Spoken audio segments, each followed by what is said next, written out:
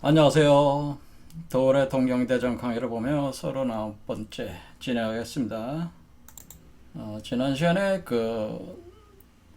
용담유서의 안심가의 여섯 번째 단락에 대한 부분 해석을 했는데, 이 내용을 다시 살펴보면서 진행을 해보겠습니다. 그러니까 최수원 선생께서 하늘님 상제와의 조 속에서 궁을영부라고 하는 것을 이제 획득하게 되고, 그것이 삼신삼불사약이라고 하는 거죠.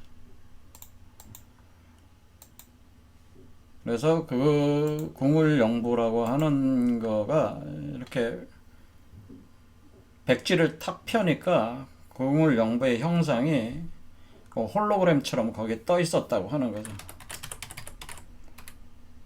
삼신삼. 그래서 그 홀로그램으로 돼 있는데 그 제3자의 눈에는 안 보이는 거예요. 그건 누구의 눈에도 보이지 않는다. 그러니까 이제 최순 선생에게만 보이기 때문에 최순 선생이 그 홀로그램에 따라가지고 그 붓을 들어서 따라서 쫙 그리니까 이제 그것이 종이 위에 그 부의 형상을 이제는 딱 각인을 한 거죠. 그 붓으로. 그리고 나서 그것을 물에다가 태워가지고 재로 해가지고 그 그릇에 물을 담아서 그 재를 넣어가지고 마셨다라고 하는 거죠. 그렇게 마시니까 뭐냐면은 몸 자체가 이제 선풍덕으로 돼서 신선이 돼버렸다는. 한 7, 8싹 지나면서 수백 장을 그런 식으로 해서 먹었다. 자기가 직접 자기 몸에 실험을 해봤다는 거예요. 그래서 이것이 신선의 몸으로 신선의 몸으로 황골탈퇴하더라. 황골탈퇴하더라. 이렇게 하니까 이게 선도로 이제 들어가는 거죠. 그래서 우리가 보통 여러분들이 현재도 보면은 그 선도 수련 하시는 분이 주로 호흡 수련들을 많이 하시잖아요. 호흡 수련. 호흡 수행들을 많이들 하시는데 그 호흡으로 하는 것이 아니고 이제 궁을 영부를 가지고 됐다고 하는 거죠. 그러니까 우리가 단전 호흡 수련, 단전 호흡 수련으로 되는 게 아니고 궁을 영부라는 그걸로 이걸로 획득했다고 하는 거니까, 이제는 기존에 이제는 우리가 단학선언이라든가 여러 가지 어떤 기관에서도 호흡법을 많이 강조를 하잖아요. 근데 호흡법으로 얘기하고 있는 게 아니고 이게 궁을영부를 가지고 되는 걸로 얘기를 하고 있으니까 전혀 개통이 이제 다른 개념으로 신선이 되는 거라는 거를 적시를 하신 것이기 때문에 이런 부분들을 이제는 살펴봐야 됩니다, 앞으로. 그래서 이 궁을영부를 자기가 이렇게 해가지고 불에 태워서 이렇게 그 재로 만들어서 먹어서 그 신선이 돼서 그 궁을영부는 다른 사람 눈에 안 보이니까 자기가 한 장을 딱 제대로 그려가지고 다른 사람한테 이렇게 주면은 그 사람들도 그걸 따라 그리는 거죠. 따라 복사해서 그걸 복사해가지고 똑같이 불에 살라가지고 그릇에다가 넣고 냉수를 부어가지고 마신다. 복사해서 마신다고 하는 거죠. 그런데 이렇게 할 때 우리는 여기서 이 궁을영부는 사실 그 신선의 몸으로 바뀌는 그 사람 최수훈의 몸의 그 변화 과정을 이렇게 그 그림의 형상으로 이렇게 표현한 것이고, 사실은 거기서 우주의 알이라고 하는 것이 사실 그 영부, 그러니까 신령스러운 부, 코드 체계가 거기서 각인이 돼 있다고 한다는 개념이라는 걸 말씀을 드렸고, 여러분의 몸이 그릇이 되는 것이고, 그리고 여러분 몸 안에 물이 있는 거잖아요. 그 다음에 여러분 몸 속에 수승화강의 이치로 위에서 불이 들어와 가지고 그 궁을 영부를 데워 끓여내는 그런 개념이기 때문에 요거를 의례화한 것이다라고 하는, 의식화해 가지고 이렇게 전개를 한 것이라고. 그런데 그런 것이 그렇게 하는 그 의식들이 어떤 효과를 내고 있다고 하는 것이죠. 이게 왜 그런 것이냐에 대해서 이런 것도 이제는 우리가 고찰을 해봐야 됩니다. 그래서 어쨌든 간에 그것을 그 사람들이 따라 그린 사람들이 그걸 가져가서 이제 따라 그려서 이렇게 먹어보는 거죠. 자꾸 먹어볼 때에 그, 이렇게 복사해서 이렇게 먹었다. 불에 살라서, 불에 살라서, 그 재를, 살라서, 불에 살라서, 그 재를 어떻게 되냐? 그 재를, 그릇에 넣고 물을 넣어 냉수를 넣어서 냉수를 넣었다는 거예요. 천 냉수를 넣어가지고 마신다. 이런 걸 이렇게 해서 환골탈태가 되는데 어떤 사람들은 그 와가지고 그 병을 고치려고 온 사람들이 이런 거를 이렇게 해가지고 병이 낫는 사람들도 있었다. 근데 우리가 이제는 선도 수련에서도 보통 이게 어려운 과정을 거쳐가지고 수련을 해가지고 이렇게 신선이 되는 이치가 있는데 너무 간단하잖아요. 여러분이 생각하기도 그렇잖아요. 좀 간단하죠. 궁을 영부로 그냥 불에 살라서 이렇게 마신다. 그런데 효과가 있다.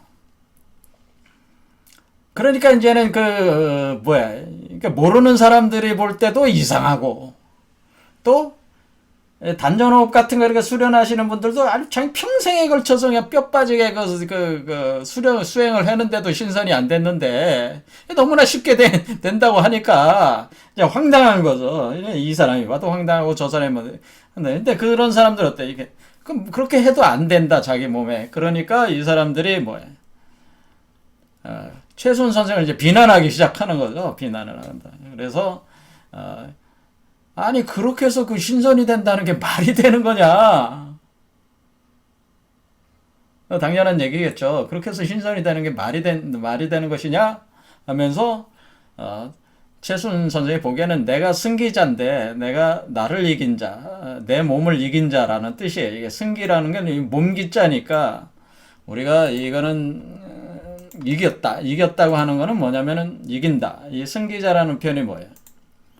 이게 지금 최순 선생의 자신을 승기자라고 표현하는데 사실은 이것이 어떤 과정이에요? 이렇게 여러분의 몸에서 이렇게 그 몸 밖으로 이렇게 나오는 과정 자체가 뭐예요? 여러분의 엄마의 몸을 이기고 나오는 거란 말이에요. 이기고 나오는 거죠. 이기고 나오는 거기 때문에 승기자라고 하는 거라는 거죠. 이거를 보통 성경에 보면은 이기는 이렇게 써요. 이기는 그다. 그러니까 요한계시록에 보면은 요한계시록의 주인공은 이기는 그입니다. 이기는 근데 여기서 똑같이 승기자라는 표현으로 여기 등장을 하고 있다는 거죠. 요한계시록 주인공은 이기는 그의 도래를 얘기를 하는 거예요. 사실 요한계시록은 근데 2장 3장에 상세히 기술되어 있다는 거예요. 이기는 그가 얻게 되는 그 능력을 기술하고 있는데 거기서도 생명과일을 주워 먹게 해가지고 둘째 사망이 없다. 애를 먹고 둘째 사망이 없다. 불사 영생한다. 이런 표현을 그러니까 똑같은 효과가 나는 이기는 그에 대한 개념이 같다. 승기자. 그러니까 내가 이기는 근데 요한계시록 주인공이 이기는 요한계시록 아시는 분은 아니잖아요. 지금 최순 선생 어쨌든 자신을 승기자라고 표현을 했다는 거예요. 그래서 승기자인데 나를 그렇게 모함을 한다 이런 거죠. 그러니까 그런데 모함을 하는데 내가 너희들이 답답해도 그러니까 이해가 안 되니까 답답하게 생각할 거 아니에요. 그러니까 답답하니까 모르니까 비난을 하는 거 아니에요. 무지하니까 이 이치를. 그러니까 답답해도 어떻게 할 길이 없다라고 하는 거예요. 왜? 하늘님한테 분부받아서 그린 부기 때문에 이 하늘님이 지금 최순 선생의 몸 안으로 강령을 한 거란 말이야. 시천주 조화정 영세불망 만사지 직이금지 원이대강 이렇게 21자 주문을 통해서 시천주했단 말이에요. 하늘님 천주님을 모셨단 말이에요. 어디에? 내 몸에. 그게 강령이 됐다. 그래 내 몸에 강령을 시켜가지고 그 하늘님이 내 몸 속에 있어서 분부를 했단 말이야. 나에게. 그래서 내가 불을 그렸단 말이에요. 그러니까 그러니까 이건 뭐야? 하느님이 내 몸에 시천주가 돼 있어가지고 모신 상태. 이것을 뭐라 그랬어요? 이거를 내유신령이다. 이렇게 나중에 구전에 내유신령했다. 그러니까 하느님을 내유신령, 내 몸 안에, 내 안에 있게 했다. 뭐를 할까? 신령한, 그러니까 성령의 기운을 내유신령. 그러니까 성령을 몸 안에 뭐예요? 있게 한다. 존재하게 한다. 이건 뭐야? 기독교로 보면 임마누엘이란 말, 하나님을 모시는, 이걸 다른 편으로 임마누엘이라고 하는 거예요. 이걸 임마누엘이라고 한다. 그러니까 하나님이 나한테 내려온다, 하강한다, 임마누엘 한다 라고 하는 똑같은 얘기예요. 그래서 이게 성령을 몸 안에 존재하게 해서 그 성령이 내 몸과 합해져 가지고 나온 결과가 그 우주의 알이라고 하는 거죠. 그런데 우주의 알이라고 하는 것은 하나님이 존재하는 공간이니까 그걸 뭐라고 하는 거냐면 그 우주 알을 다른 편으로 이때 우주 알, 그러니까 여기에 지금 이게 알이잖아요. 요 알이 뭐야? 요게 바로 하나님의 집이 되는 거죠. 하나님의 집. 그러니까 이거를 표현해서 성전이라고 하는 겁니다. 성전. 우리가 표현할 때 이걸 우주 알, 요 상태. 그러니까 이런 상태를 성전. 그러니까 성스러운 건물이다. 그래서 하나님을 모시는 공간. 이걸 우리가 교회, 절, 사원, 뭐 이런 개념으로 표현할 수가 있겠습니다. 그래서 이렇게 그 성전, 교회, 절, 사원처럼 하나님이 여기 모셔 있는 거네요. 내유신령된 거죠. 그 다음에 이것을 길러내는 거. 이것을 알 속에서 길러낼 때 이것을 외유기화라고 표현했죠. 자, 그래서 우리가 최순 선생께서는 나중에 이것을 외유기화다. 그리고 밖으로 몸을 키워낼 때 외유기화. 기로 변화를 시켜가지고 기체로 해가지고 이렇게 기화를 해가지고, 그러니까 이게 뭐야? 외유기화라는 거면 기체 수승화강을 통해 가지고 응고를 시킨다. 응고 몸으로 구성. 외유기화에서 육화, 이것은 몸으로 구성을 해낼 때 이것을 내유신령하고 외유기화 현상인데, 이게 지금 내유신령에서 외유기화할 때 하느님이 내려와서 내 몸과 합체가 돼가지고 내 몸 안에다가 그 성전을 짓고 그 성전 안에 하느님이 앉아 있는 거죠. 근데 하느님이 어디 있는 거예요? 하느님이 이 존재 안에 있는 거죠, 사실은. 그러니까 이 존재가 하느님의 자식이니까 하느님이 이 존재 안에 머물고 있는 거죠. 그러니까 이 존재, 이 몸 자체가, 그러니까 이 몸 자체가 뭐냐면은 성전이라는 거예요. 이 몸 자체가 교회예요. 사실은 교회, 성전, 절이에요. 절, 이 몸 자체가. 그거를 정확히 이제, 그러니까 우리가 성전이다, 교회다, 절이다, 이와 같은 사원은 뭐예요? 하느님을 모시는 공간이잖아요. 근데 하느님이 어디 와 있는가? 우리 몸속에 와 있으니까 우리 몸이 성전이야.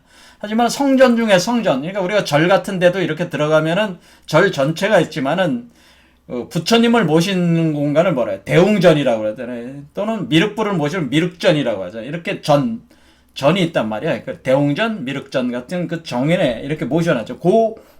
핵심적인 그 공간, 집, 건물, 그게 바로 요거라는 얘기죠. 그렇죠. 요게 해당된다. 그래서 하느님이 이렇게 내재해가지고 내유신령에서 분부를 해가지고 그린 거란 말이야. 그러니까 내가 궁을영부를 그릴 수 있다고 하는 거예요. 이렇게 그 홀로그램으로 돼서 그릴 수 있다고 하는 거는 뭐예요? 내 몸 안에 하느님이 있다고 하는 거죠. 그렇죠. 하느님이 내 몸 안에 존재를 한다. 그래서 육화돼서 존재를 한다. 그런 개념이에요. 육화하면서 존재를 한다. 그러니까 이렇게 금수 같은, 그러니까 이렇게 하는 게 하느님이 내 몸속에 내려와가지고 분부를 해서 불을 이렇게 그리게 했는데, 금수 같은 너의 몸에 불사하게 빛을 쏘냐라고 하는 건 뭐예요? 이게 금수 같은 몸에 어찌 하느님이 내려오겠습니까? 그렇잖아요. 짐승 같은 너의 몸에 불사하게 빛을 쏘냐? 그러니까 하느님이 너의 몸, 그러니까 하느님이 내려와야지. 그러니까 우리가 궁을영부를 이렇게 그려가지고 이렇게 마신다고 하는 행위 자체는 뭐예요? 그 의식행위 자체가 하느님이 내 몸 안에서 들어와서 운행하는 거를 상징화해가지고 의식 행위로 해가지고 그것을 소망하는 거죠. 그것을 소망하는 거야. 또한 믿음을 가지고 소망하는 것이고 하는 것인데, 그런 어떤 소망도 없고 믿음도 없는 사람들이 그냥 그거를 그린다고 해가지고 그게 들어오겠습니까? 그게 본질이 아닌데. 그렇죠. 그러니까 하나님이 짐승 같은 너희 몸에 어떻게 미칠 수가 있냐. 그러니까 아주 가소로운 거다. 너희 밭 자체가 잘못되어 있는 거야. 너희 마음 자체가 짐승 같은 존재, 의식 상태인데, 너희 짐승 같은 의식 속에 짐승 같은 몸으로 너희들이 돌아가고 있는데 그 몸에 누가 들어오겠냐. 그러니까 자기 주제를 파악을 못하고 나를 음해를 하니까 참 가소로운 놈들이다, 이렇게 표현을 하는 거죠. 자,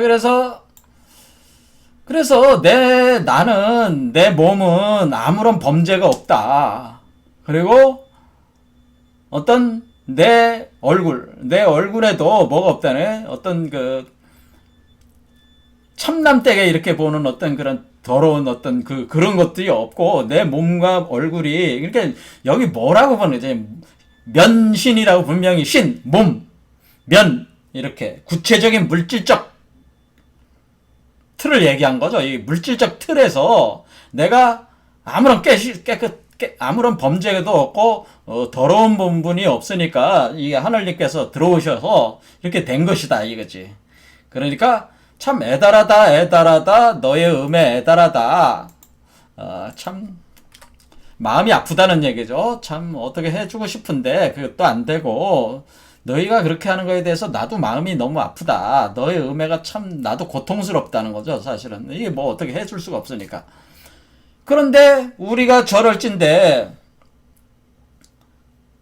우리가 지금 내가 여기 나와가지고 이렇게 해서 궁을영부를 해서 이렇게 사람들하고 이렇게 하는 것 자체가 우리가 지금 이런 상황인데, 그러니까 여기서 궁을영부를 해서 낫는 사람도 있고 안 낫는 사람들도 있는데, 안 낫는 사람들 중에서 일부가 나를 막 비난을 해대고 있는데, 우리가 지금 이런 상황인데 만약에 머지않은 세월에, 가까운 세월에 괴질이 나오면은 그 바랄 수 있는 어떤 그런 정이 없다, 정황이 없다.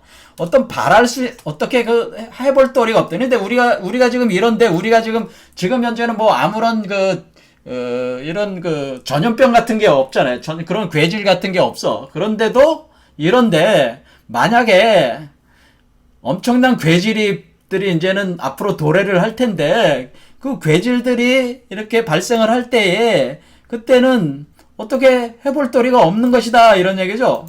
자, 그래서 괴질 출현에 대해서 이제 예언을 한 거죠.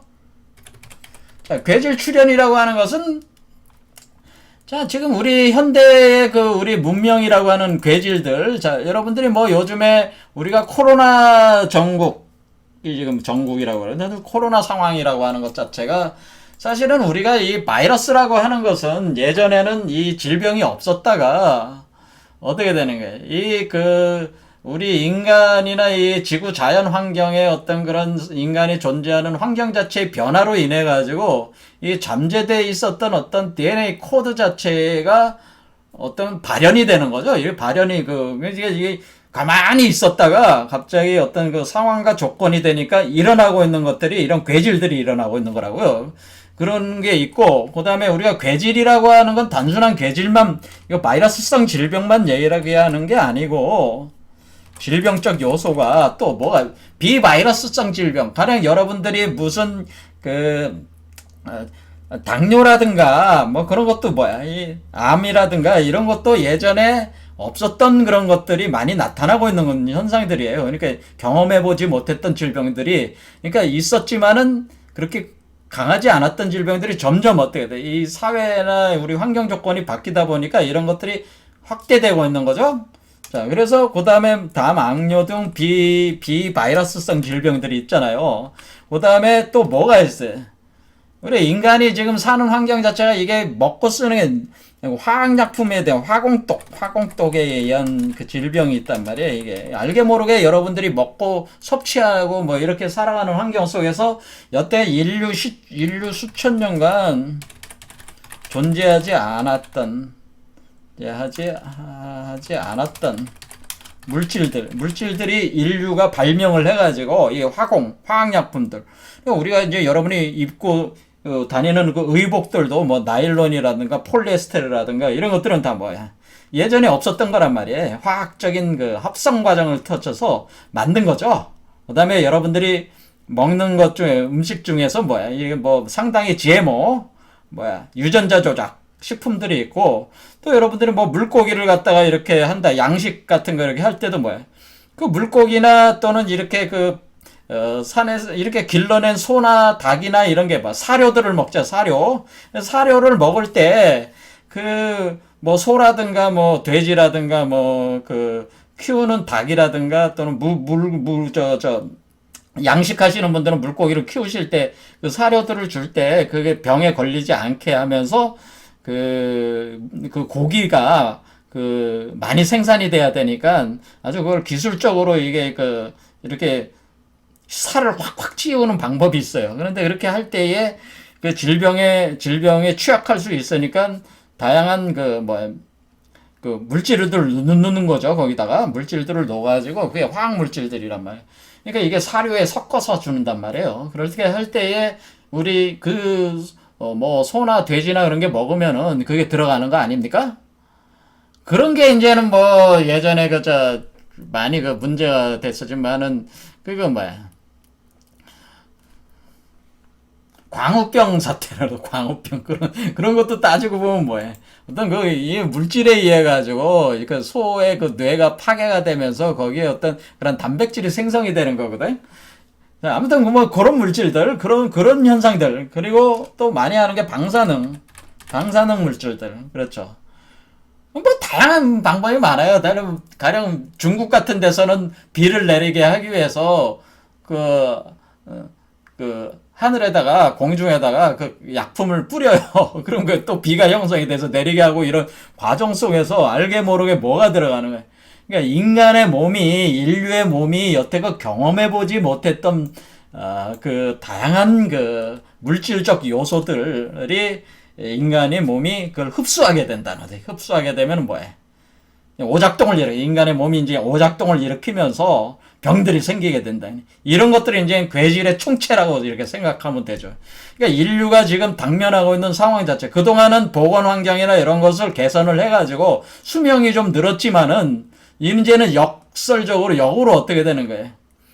그런 역습을 받는 거죠. 자연의 역습을 우리가 상황에 처해가지고 괴질들이 이제는 본격적으로 이제는 이게 발생을 하면서 인류가 이제는 고통을 당하게 되는 거죠. 그런데 이것은 물질적 환경만 그런 게 아니고 여러분의 정신적 환경 자체는 뭐지?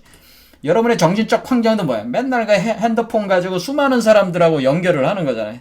그렇죠. 그 다음에 여러분이 뭐 요즘에 가상세계 본다고 해가지고 막 가상세계 빠져있잖아요. 가상세계. 제5차 산업혁명이잖아요. 그러니까 이게 비물질적인 환경, 가상세계, 사이버 스페이스에 이제 접속을 해가지고 여러분들이 다양한 경험들을 지금 하고 있는 거란 말이에요. 이 세계가 자체가. 그렇게 할 때 뭐예요? 여러분들의 정신구조도 어떻게 돼? 상황 자체가 여태껏 경험해보지 않은 정신적 환경에 지금 처해가지고 그 수많은 물질과 정신적 환경의 변화에 의한 정보가 어떻게? 정보가 가상세계에 개방이 된다는 거예요. 여러분의 마음이, 사람 마음이 가상세계에 개방이 되다 보니까 가상세계에 홀려가지고 어떻게 되는 거예요? 이게 엄청난 정보의 흡수가 있다고 하는 거야. 그럼 엄청난 정보가 들어오면 어때요? 여러분의 몸이 정보 처리 기계로서, 그러니까 여러분의 몸을 컴퓨터로 생각을 해봐요. 여러분의 몸을 어떻게 보라? 여러분의 몸을 정보 처리할 수 있는 신경 정보 컴퓨터라, 이렇게 생각을 일단을 해보시란 말이에요. 정보 처리 신경 정보 컴퓨터다, 신경 컴퓨터라고 생각을 할 때에 여러분의 몸에 들어오는 엄청난 정보를 흡수해서 처리를 해야 되잖아요. 정보 처리를 해야 된단 말이에요. 근데 정보 처리를 해야 되는데 여러분의 몸이 이 정보를 처리가 제대로 안 돼. 그러니까 옛날에 지금 슈퍼컴퓨터에서 돌려야 될 정보량을 일종의 개인 컴퓨터, 개인 PC, 그러니까 성능이 낮은 개인 PC가 슈퍼컴퓨터에 있는 정보량을 넣어가지고 돌린다고 생각해요.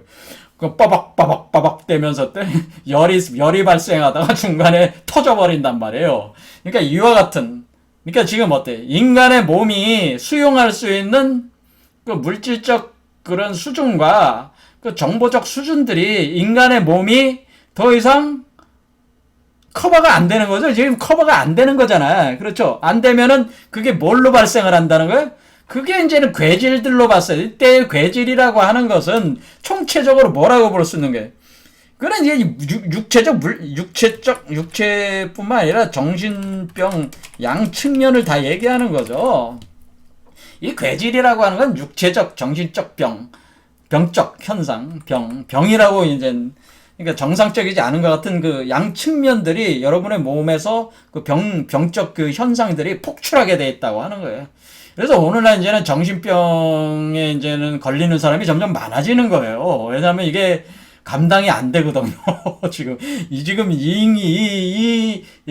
인간의 진화의 변화 과정 속에서 일어나는, 사실은 우리가 이 자기적인 문명 자체도 사실은 자연스러운 문명의 과정이라고 이렇게 봐야 되는데, 이 과정 속에서 현재 인간의 육체와 정신 구조로는 감당이 안 되는, 현재 인류 정신 육체 수준에서 감당이 안 되는 변화가 뭐예요? 외부에서 강제되고 있다. 그래서 그 결과로 인류가 질병, 그러니까 괴질을 경험한다고 하는 거죠. 괴질을 경험하는 게 괴질로서 경험이 되는 거지. 감당이 안 되니까. 그렇죠. 괴질이 생겨. 그 괴질이 정신병도 생기고, 육체적 병도 생기고, 이런 게 괴질을 경험하면서, 특히 이제 무서운 게 사실은 뭐 두 개 다 무섭죠. 뭐 정신병이나 육체병이나. 자, 이렇게 될 때는 이것도 방법이 없다는 거죠. 어떻게 발할 수가 없다. 어떻게 이 병을 치유할 수가 없다라고 하는 겁니다. 그러니까 이 궁울영부가 그러니까 역설적으로 뭐를 얘기하고 있는 거예요. 그래서 그러니까 이런 질병들을 사실은 궁울영부는 다 치유할 수 있다고 하는 거죠.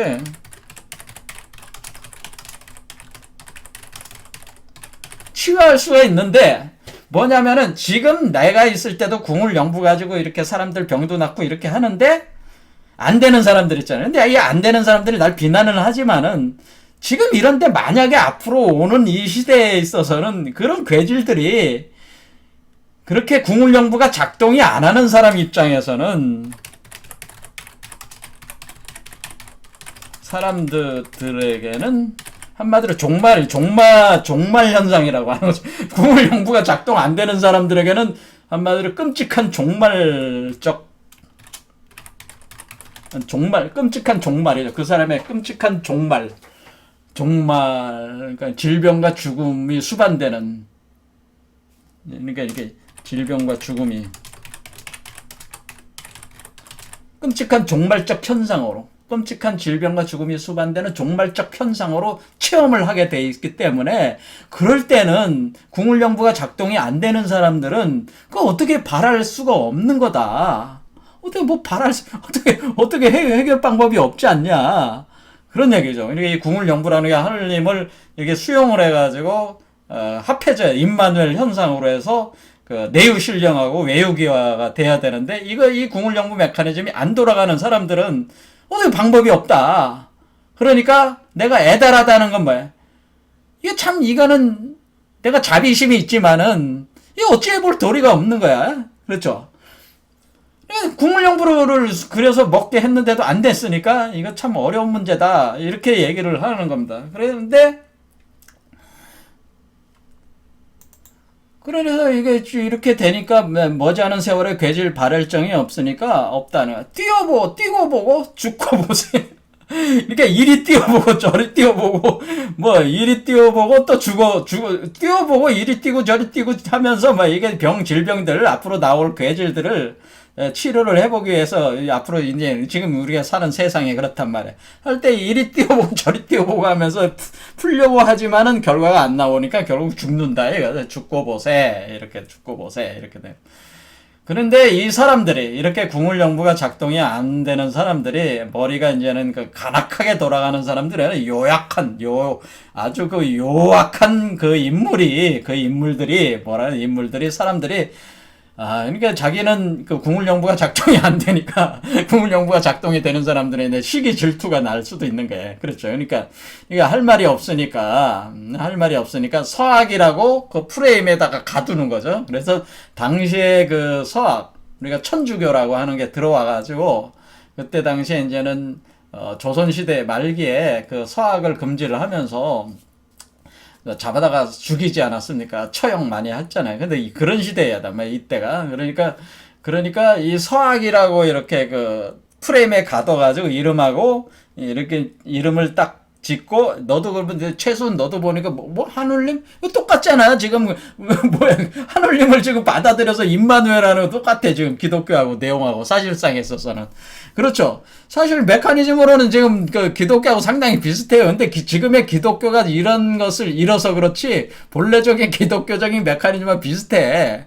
그러니까 제3자가 볼 때도 이게 서학하고 비슷하단 말이야. 사실 이 동학의 그 메커니즘이 무슨 단전호흡해서 하는 그런 게 아니고, 이게 이제 하늘님을 모신다고 해서 내유신령 외우 귀화하는 이런 개념이니까 사실은 그 기독교하고 상당히 유사하단 말이야. 그 메커니즘 자체가. 그러니까 서학이라고 이렇게 얘기해도 사실은 틀린 말은 아니에요. 메커니즘만 볼 때는.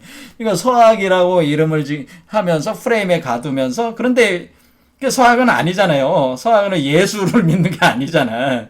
그렇죠? 서양의 하나님을 믿는 거는 아니잖아요. 그러니까, 근데 그 프레임에 가둬가지고, 이렇게, 또, 한마디로 이제 조선시대 이제는 천주교도, 조선시대 입장으로 볼 때 어때? 조선 후기의 그 통치자들 입장으로 볼 때는 서학은 뭐야? 그 하나 신흥종교죠. 신흥종교. 마찬가지로 동학도 신흥종교로 보내. 서학과 같은 신흥종교 개념이다. 신흥종교다. 이렇게 해가지고 이름을 그 서학하고 똑같이 서학하는 거를 이렇게 베껴가지고 보고 배워가지고 저런 식으로 하고 있다. 그래서 그 최순이라는 저 친구가 원래 그 양반집에서 자랐는데, 물론 퇴락은 했지만은 이 지역에서 굉장히 유명하고 우리들 사이에서 그래도 명망이 있는 그 집안 출신인데, 저 친구가 맨날 우리가 돛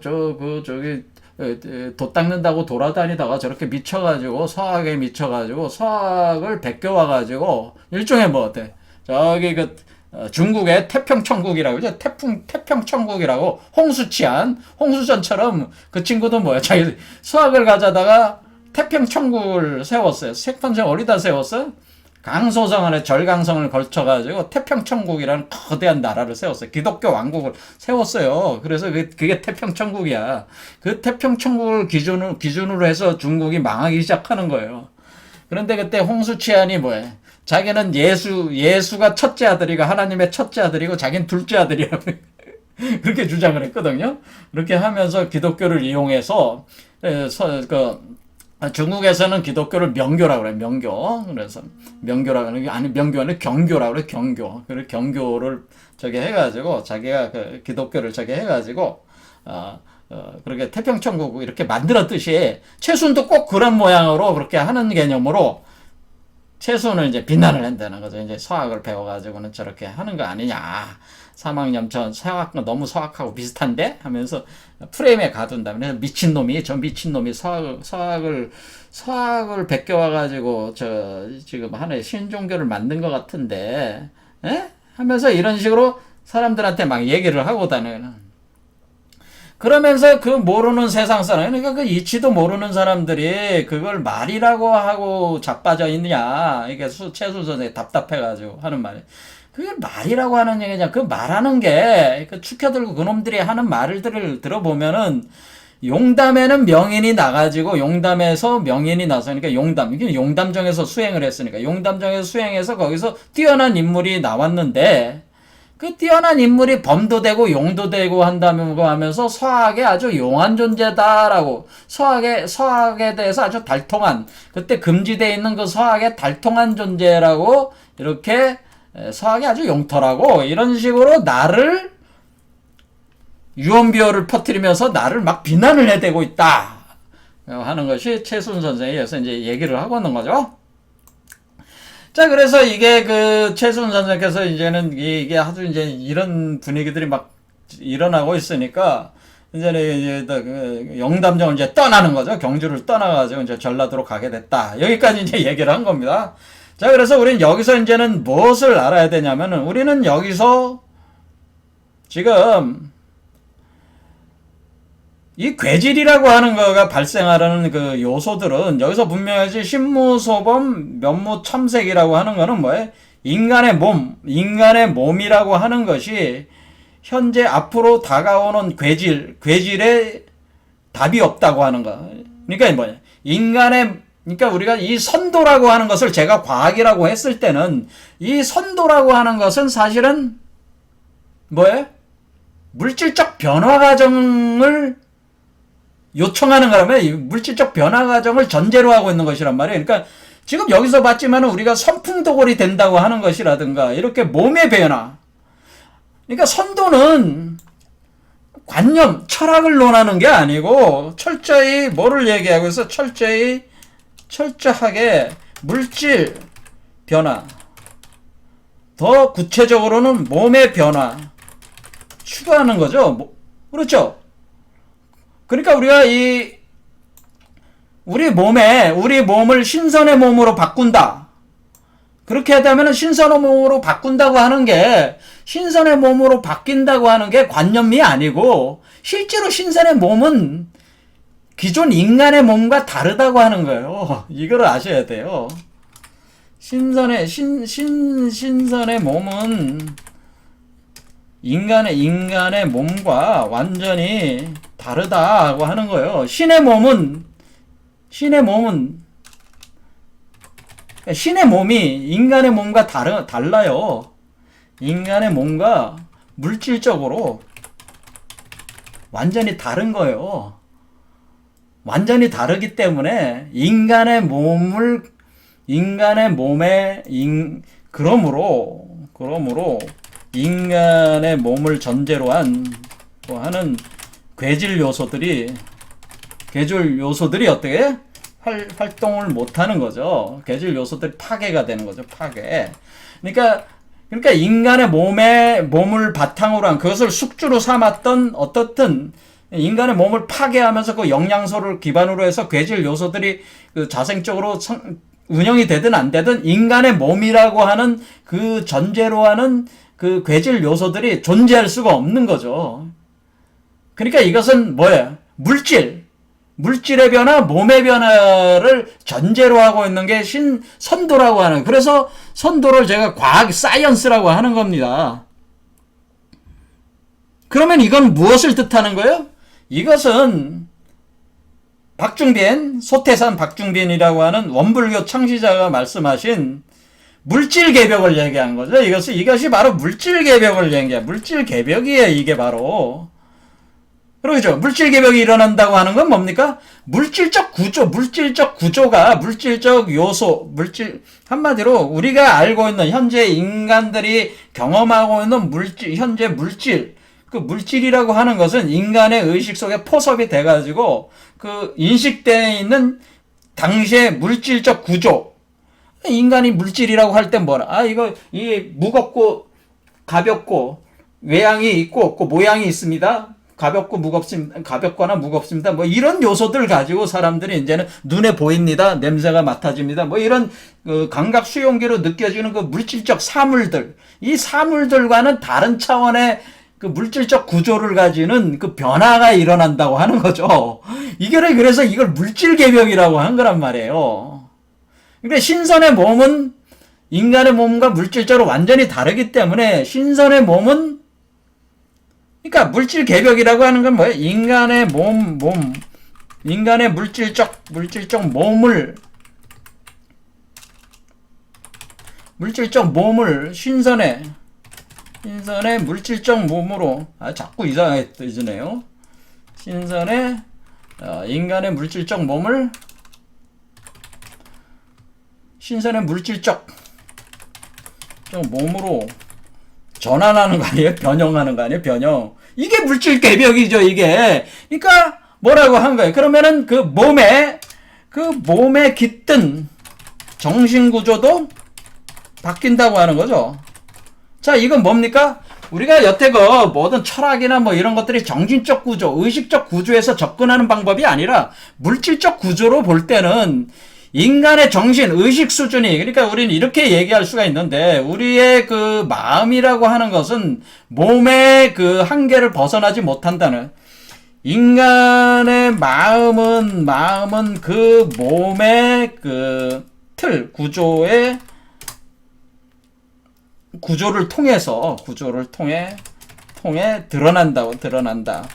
그러니까 물질과 마음과 몸이 다른 게 아니고 사실은 여러분이 우리가 지금 살아가고 있는 우리 자신의 마음이라고 하는 것은 여러분 자신의 몸을 통해서 사실 드러나는 거예요.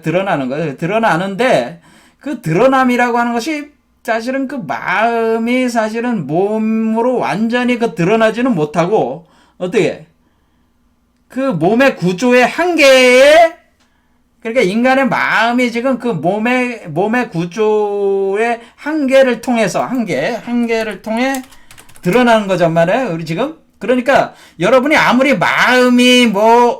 여러분의 마음으로는 태양계를 넘어가지고 우주 끝으로 날아간다고 쳐더라도 그 몸의 구조가 여러분들이 넘어서질 못하잖아요. 그 한계를 통해 드러나는 마음이라는 게.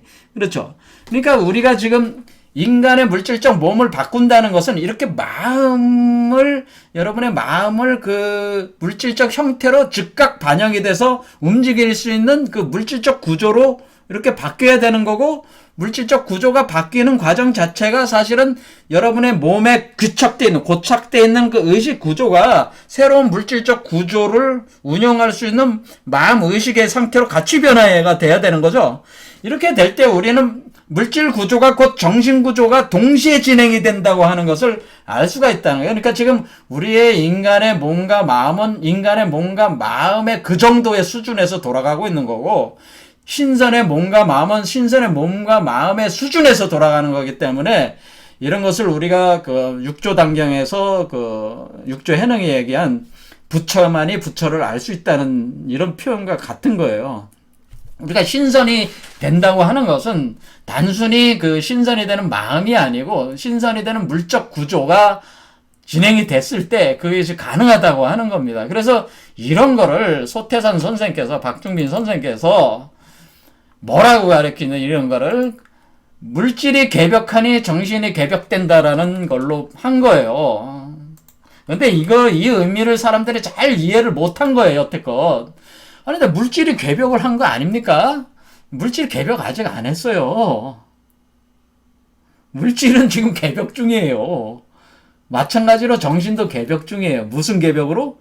인간의 물질과 정신 구조에서 신의 물질과 정신 구조로 바뀌는 거니까 물질 개벽과 정신 개벽이 동시에 진행이 되는 거죠. 그러니까 사실 물질도 개벽이 안 돼 있는 거예요, 지금. 근데 물질이 지금 개벽 중에 있는 거죠. 그래서 여기서 뭐냐면 우리가 지금 우리가 과학에서 인공지능 로봇 공학을 이용해서 이렇게 인간의 몸을 기계체로 해가지고 불사 영생체로 바꿔 나갈 때 여기서 가장 중요한 요소는 뭐예요? 마음. 이 인간의 마음이 뭐냐라는 의식, 인지과학이 굉장히 중요하죠. 그러니까 우리가 이 물질적 구조와 함께 인간의 의식, 이 의식이 과연 뭐냐, 마음이 뭐냐, 영혼이 뭐냐라는 걸 정확히 알아야지 또 이 물질적 구조와 그대로 결합을 시켜가지고 변화를 시킬 수가 있기 때문에, 그러니까 죽지 않는 그런 몸으로 바꿀 수 있기 때문에 물질적으로 지금 우리가 이 과학기술이 계속 발전하는 게 물질적 개벽 과정이야. 이 과정에 지금 뭐예요? 마음을 연구를 계속 하잖아요. 마음도 어떻게? 점점 마음의 비밀을 파헤치는 거죠. 사실 제대로 알려지지 않았단 말이에요. 마음도 물질도. 사실은 마음도 물질도 우리는 정확하게 모르고 있는 거예요, 사실은. 그런데 우리가 인간에서 신으로 변한다는 건 신의 물질과 신의 마음으로 변한다고 하는 거죠. 그러니까, 그런데 그 신의 마음과 물질은 영육일체라 같은 것이다. 그렇게 되는데, 인간은 분리가 되어 있단 말이에요. 마음과 물질이 분리가 돼서, 마음이 물질을 제대로 컨트롤 못하고, 물질이 또 마음을 완전히 저기하는 것도 아니야. 예, 끊임없는 투쟁 속에 있단 말이에요. 하지만은 신이 되면은 그 자유로움이, 그 마음의 그 물질을, 그러니까 그 마음이 자유롭게 운영할 수 있는 물질적 구조로 바뀐다고 하는 거예요. 그 물질 구조가. 그러니까 이것은 인체 혁명이 일어난다고 하는 걸 얘기하는 겁니다. 이 선도는 사람 몸이 연금술적 변형으로 인체 혁명이 진행된다고 하는 겁니다. 그래서 물질 개벽과 정신 개벽은 동시적으로 일어난다고 하는 겁니다. 그래서 소태산 이 박중민 선생께서 물질이 개벽하니 정신이 개벽된다라는 표현을 쓴 거예요. 그런데 이거를 그 사람들이 잘못 이해를 하고 물질 개벽할 물질 문명은 서구 문명 아니요? 물질 문명 서구 문명 아니요 하면서 물질 문명이 개벽돼 서구 문명이 그러면은 더 발전을 해야지 우리가 그럼 저기가 된다는 얘기인가? 그걸 전제로 해서 이렇게 물질 문명이 먼저 서구 문명이 서구 문명이 더 해가지고 이 세계를 지배해야 된다는 얘기인가? 이와 같은 잘못된 그 오도된 그 인식을 가지고 지금 해석을 하고 계신 분이 누구예요? 도올 선생이 지금 완전히 잘못된 해석을. 이분은 완전히 반문명주의자야. 낭면적 자연주의자야, 이분은. 이분이 얘기하는 무의자연이라고 하는 것은, 이분이 얘기하는 무의자연은 낭만적 자연주의의 반문명주의적인 그 속성을 가지고 있어요. 이분이 지금 설명을 하고 있는 게. 그러니까 이 낭만적 자연주의, 무의자연주의. 근데 이 무의자연을 잘못 이해한 거죠. 무의자연에 대한 잘못된 이해. 이해의 기초에서 우리가 노자 사상을 잘못 이해하고 있는 거라면 무의자연에 대한 잘못된 이해를 통해서 낭만적 자연주의자가 돼가지고 반문명주의자가 됨으로써 원시사회로의 회기에 대한 욕망을 가지고 있다는 거죠. 이분이 지금 낭만주의자란 말이야. 근데 그럼으로써 반서양주의자.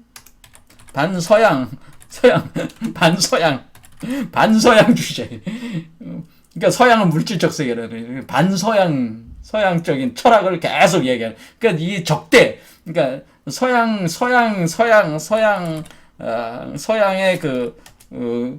서양에 대한 적대감에 사로잡혀 있단 말이야. 이 강의를 하는 거 보면은. 근데 그게 아니라는 거죠. 사실은 동서가 융합하고 이렇게 하는 시대란 말이에요. 그게 아니고, 우리는 원시사회로 회귀하는 게 아닙니다. 인간은 진화하는 겁니다. 원시사회로 회귀하는 건 답이 없는 거예요. 여러분들은 원시사회에 있어서 그 채집 활동할 때, 동굴 속에서 먹고 살면서 그 창 들고 밖에 나가서 뭐 사냥하던 채집 수렵사회로 여러분은 돌아가고 싶으세요? 그게 낭만적 자연주의자로 살고 싶으세요? 그 욕심이 없어서 좋았던 시대 같아, 그때가?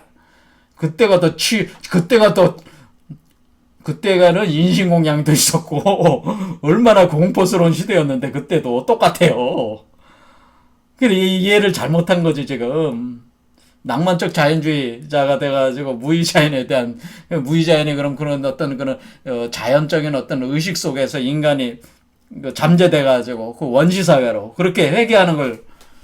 그러니까 이거는 답이 아니라는 거죠. 그렇죠. 이게 아니고 이런 개념이 돼서는 안 되고 우리는 앞으로 나갈 수밖에 없어요. 이미 시작을 했기 때문에. 그래서 앞으로 나가는데 그 결과는 뭐냐면은 초월적 의식으로 나갈 수밖에 없어요. 그것이 바로 신선이라고 하는 거예요. 그래서 거기에 합당한 물질적 구조로 또 바뀌는 것을 얘기를 한 거예요. 그런데 이 도올 선생이 보기에는 서양 문명의 그 물질주의적인 것들, 그런데 물질이 개벽한다는 거는 서양 문명이 더 극성으로 간다는 얘기인데 자기는 싫어. 그러니까 박맹수 요분한테 얘기를 할 때 난 원불교가 싫어요. 이런 얘기가 되는 거예요. 박중빈은 별로 평가해주고 싶지 않습니다. 그런 말까지 나오는 거예요, 자꾸. 근데 그것은 상당히 제가 볼 땐 무례한 말씀이다. 이 소태산 선생을 잘 이해를 못 하시는 것이다. 그러는 거예요. 자, 그래서 우리는 이 선도라고 하는 것은 이런 부분을 아주 정확하게 얘기하는 거예요. 물질의 개벽과 정신 개벽이 동시에 진행되는 게 사실 선도가 얘기하는 건데, 선도는 물질적 그 측면에서 이걸 본 거죠. 그러니까 인간의 몸이 바뀌어야 되는 거야. 그리고 지구의 환경도 바꿔야 돼. 물질적으로 다 바꿔야 돼. 문제는 이게 바뀌어 나가는 과정에서 괴질이 발생을 한다고 하는, 괴질이 발생. 괴질의 발생, 그러니까 이렇게 바뀌어 나가는, 그러니까 인류의 문명 자체도, 자기적인 문명 자체도 사실은 무의자연성이라고 하는 거예요. 그러니까 인간의 문명 자체, 인간의 자기적 문명의 운동 자체도 그 자체도 무의자연이에요. 인간의 분별지 자체도 무의자연이야. 근데 그 분별지를 부정을 하고 과학을 부정을 해서 이게 해결될 수 있는 문제가 아니라고 제가 얘기를 하는 겁니다.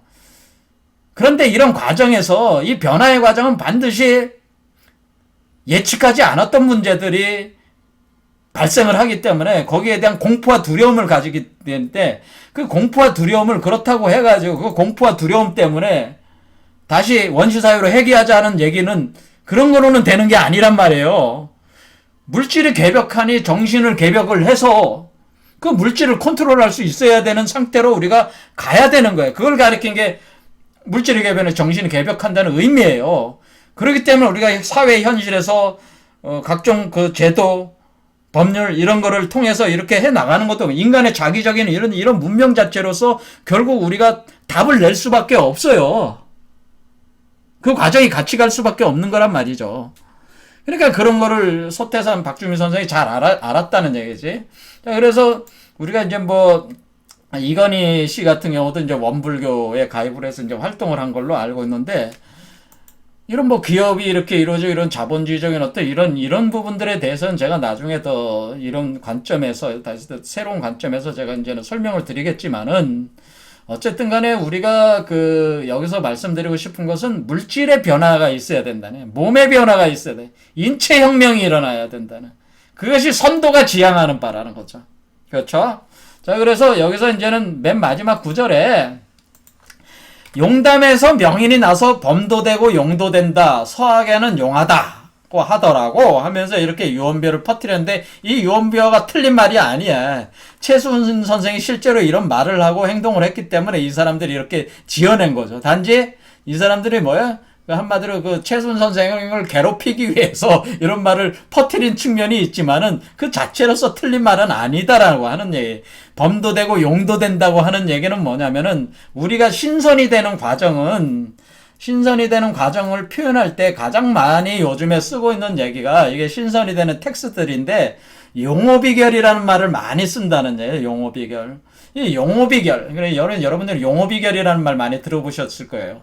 신선이 되는 방법에 어떤 분들이 이제는 뭐 단전오빈이 뭐 이런 것도 있지만 그런 것들을 다 포괄하는 그 개념으로 해서 용어비결이라는 걸 가지고 우리가 신선이 되는 이치를 규명을 해서 세상에 이제는 설명을 하게 되는데, 여기서 용도 되고 범도 되고 하는 이 표현은 용어비결을 얘기한 거예요.